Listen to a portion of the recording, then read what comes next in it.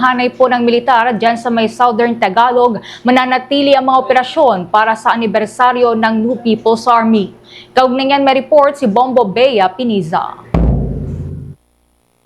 Bombo Genesis, Bombo Urban, pananatilihan pa rin ng Philippine Army 2nd Infantry Division ng Southern Tagalog ang kanilang operasyon sa gitna ng year 3rd season at maging ang anibersaryo ng Communist Party of the Philippines, New People's Army o CPP-NPA sa Biyernes, December 26. Sa naging pagkakaroon ng Bombo Radio Philippines 2nd Infantry Division Commander Major General Ramon Zagala, numundigan siyang bagamat holiday mo, nagpapatuloy na nakataas ang pagiging alert. Balikan po natin mamaya ang linya ni Bombo Bea, mga kamamo, mula po dyan sa may probinsya ng Rizal, dyan po sa may Calabarzon region, kung saan po sinasagawa itong isang press conference. At sinasabi po ng militar na patuloy pa rin po yung kanilang mga operasyon. Sa kabila po yan, ang naunang deklarasyon ng Communist Party of the Philippines na pansamantalang tigil putukan muna, no?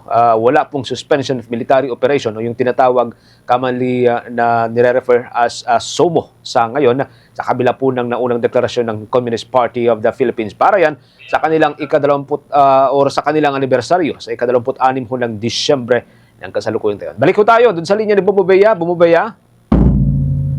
Yes, Bombo Genesis, pananatilihan pa rin ng Philippine Army 2nd Infantry Division ng Southern Tagalog ang kanilang mga operasyon sa gitna ng Yuletide season at maging ang anibersaryo ng Communist Party of the Philippines, ang New People's Army sa Biyernes, Disyembre 26.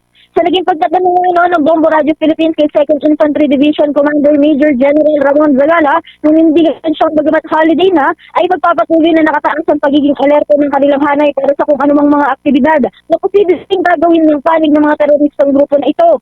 Anya, wala rin idineklara ng ceasefire sa bahagi naman o sa panig ng pamahalaan. Sa kabilayan ng nauna ng pronouncement ng grupo na ceasefire sa bisperas ng Pasko at maging sa pagsalubong ng bagong taon. So, ngayon pakinggan natin ang mga bahagi ng pahayag ni Major General Ramon Zagala, ang commander ng 2nd Infantry Division ng Philippine Army.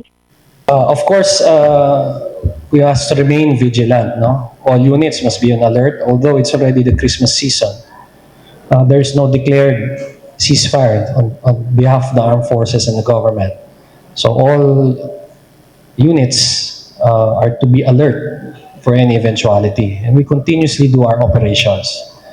So again, our partner is the community itself. Our partner is in peace. So in this Christmas season, we will continue our operations to safeguard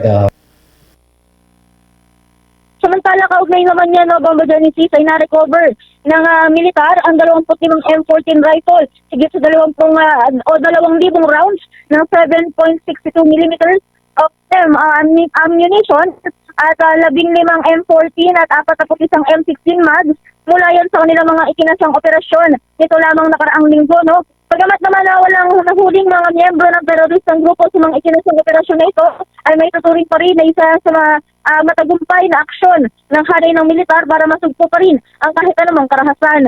Pagdingan, pakinggan natin muli ang tinig ni Major General Ramon Zagala, ang commander ng 2nd Infantry Division ng Philippine Army.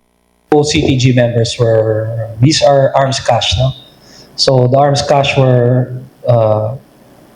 was pointed out by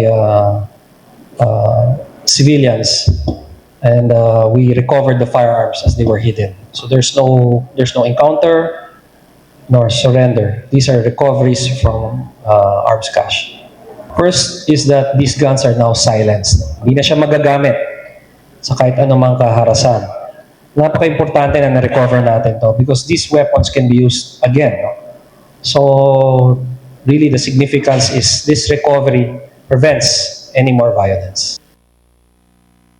Ang mga armas naman ay matagumpay na na-recover sa tulong na rin ng ilang mga impormasyon mula sa publiko. Ayon nga, ito lamang ay nagpapakita ng kanilang buong dedikasyon, katuwang na rin ang mga mamamayan sa mga komunidad na nasugpuin ang mga teroristang grupo na ito para sa pagsusulong ng kapayapaan. Live mula dito sa Tanay, Rizal, ito si Bombo Bea Piniza, and this is Bombo Radio Philippines, the number one most trusted source of news and information.